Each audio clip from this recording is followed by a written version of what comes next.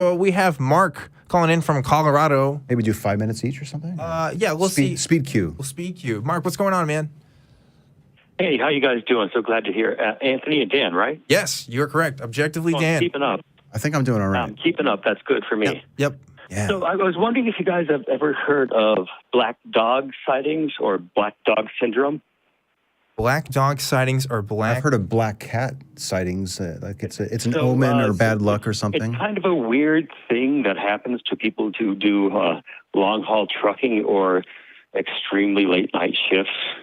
Oftentimes they will hallucinate that there are little black animals running across the road.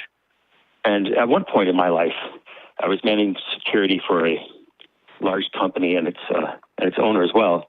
And it took an extreme toll on me, like 123 hours a week, absurd hours. And I literally thought I was seeing black animals running around my car as I was driving home. And I was convinced they were true.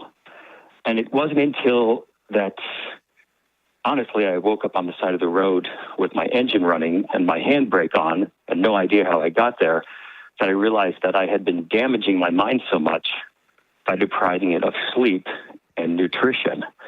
And I find this very, very analogical to how religious people often find their visions. They oftentimes deprive themselves of food or social interactions to get there. Yes. Definitely does happen. Yeah, and I think there's some commonality there because we are all, basically the same human creatures, and we have similar vulnerabilities when it comes to how our minds work. And at the time that it was happening, I was convinced there were little multi-dimensional black animals running around me beside the road. Right. Of course, it was completely untrue. Yeah, there's definitely truth to that. I'm so sorry. Yeah. So, fasting is a real thing that religious people do for the purposes of inciting some sort of inspiration from God. I've participated in several fasts myself, and part of it is in veneration, part of it is part of the ritual and things like that. But there is a strong tradition, and not just amongst Christians, but of other religious beliefs, to deprive yourself of, like you said, nutrients and other forms of things to gain some sort of mystical insight. It's the reason why monks in the Catholic Church just kind of go off and live life out in the woods and be by themselves for a while, because it puts you in a certain state of mind. This is one of the examples of where religion can cause real harm, this idea of... Not just religion, though. It's philosophy as well, because many Buddhists don't consider themselves religions, but they still take these same sort of extreme...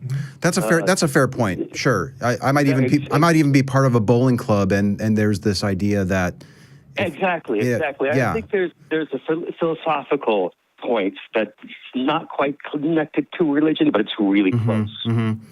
They're kind of dancing hand in hand in the... Well, it's a physiological point. It's a biological point. We're biological creatures, and we have certain biological needs in order to function normally.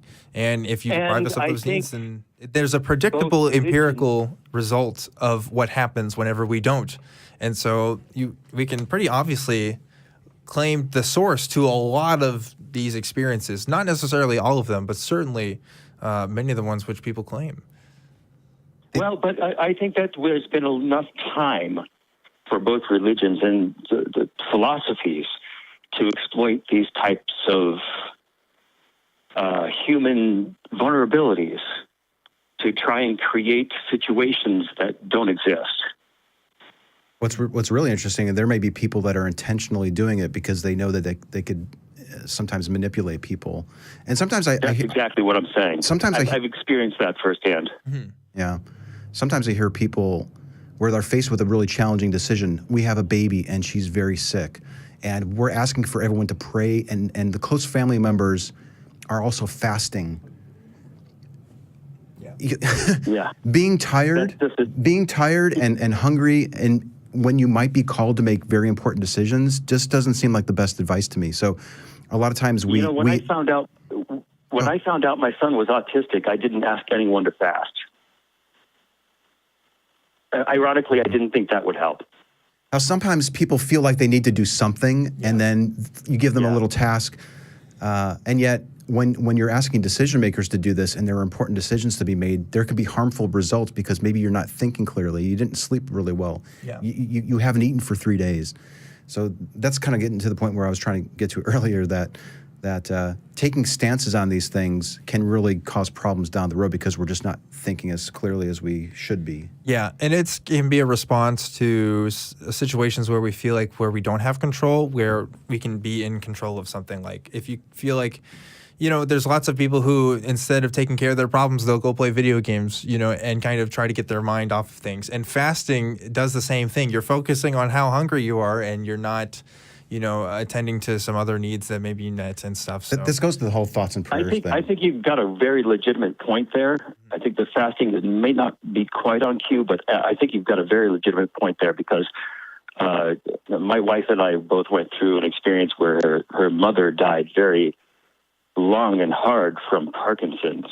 And we looked for all sorts of solutions, any solution we could find, any woo we could find to try and solve the problem. But the reality is, as hard and aggressively as we tried to solve that problem with those means, it did absolutely nothing. It made everything worse. Now, imagine if something did happen and your wife just happened to get better. And then you develop a belief. Mother-in-law, excuse me. And then you've reinforced the belief. You've reinforced the belief that whatever method you were using actually works. And so that's how a lot of these kind of pseudosciences. Before you actually go through it, you actually reinforce it first, and then you proceed through the diagnostic pattern that you actually created before the situation. That's what's so insidious about these beliefs, and that's why it's so important to be questioning these things and having people call into shows like this, Truth Wanted, so that they can explore it with this fine young man. Like you too. Yeah. That's right. Well, Mark, I really appreciate the call. That was a really great point. Hopefully you call again sometime whenever you got another belief you want us to look at. All right, guys, you have a good night. Okie dokie. You too. You take care. Great call. Wow.